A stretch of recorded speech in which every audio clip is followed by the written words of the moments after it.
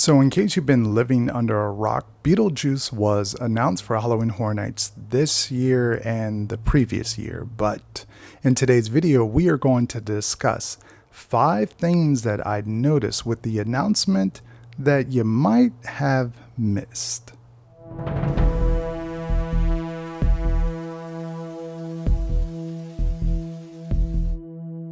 So number 1 with this announcement was that it was a little weird. Am I the only one that thought it was a little weird?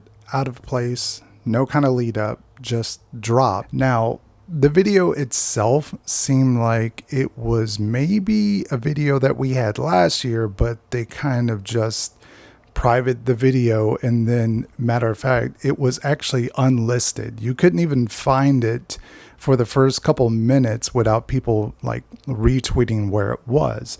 And still to this day, if you try to go to the video, it is listed as unlisted, which is just funny to me. Normally, when you do a video unlisted, it's because you don't want anybody to see it, but you want the video to be out there. Don't know why they would have done that, but it's kind of weird that the video is sitting there unlisted on Universal's YouTube page. And speaking of number 2, with Beetlejuice being announced, that leads me to believe that this house was for the HHN 30, HHN Light, whatever you want to call it, Daytime Extravaganza, Spooky Haunted House Fest 2020. That's a long title.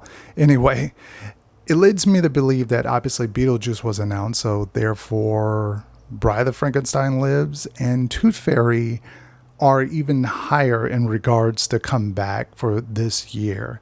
They didn't announce really anything with Beetlejuice being sort of updated in any type of way. Maybe it's got some extra actors or some better coloring in certain scenes, but that leaves me hope that maybe they would change things around for those 2 houses and upgrade them in better ways. Number 3, regarding 2020 and safety measures, obviously last year they had plexiglass and you had to wear a face mask and they were pulsing all of the lines. Don't know if they're going to do that. This year it's actually listed on their website what health safe procedures will be in place for Halloween Horror Nights this year. Universal Orlando will continue to monitor the environment and details about the health and safety procedures for Halloween Horror Nights 21 and will be revealed closer to the event's debut. So that could mean some things could be changing. They're going to keep a safe eye on this. I mean, you got to think Horror Nights is what? We're in March right now, so it's about 6 months away. Do we really think things are going to change in 6 months?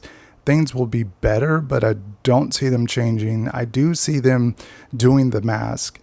Not quite sure about plexiglass and pulsing of the lines because this event's going to be humongous, and pulsing is just going to make the houses ridiculous to get through. But that is something to note, that it could change or it could stay how it was for HHN Light.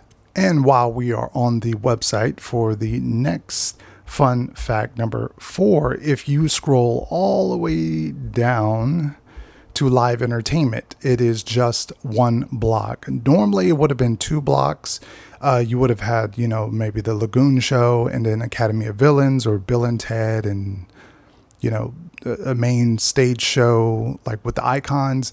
But this time around, it's only 1 listed. As we know from that debacle that happened, that we know they're not continuing their relationship with Academy of Villains. Therefore, it leaves 1 show just to be there. So is it a icon show going in Fear Factor, or is it the return of the Lagoon Show? What do you think? Leave it down in the comment section as far as that one. And my final last discovery is the logo itself. If you didn't know, they changed the logo, which was, in my opinion, the weirdest thing of all of this. Weirder than the announcement dropping out of nowhere. Weirder than a lot of things. It is now Halloween Horror Nights 30. Never go alone.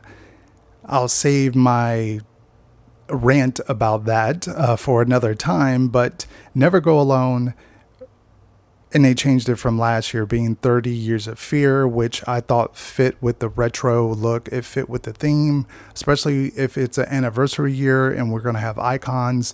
This one doesn't really speak 30 Years of Fear. It doesn't speak an icon year to me.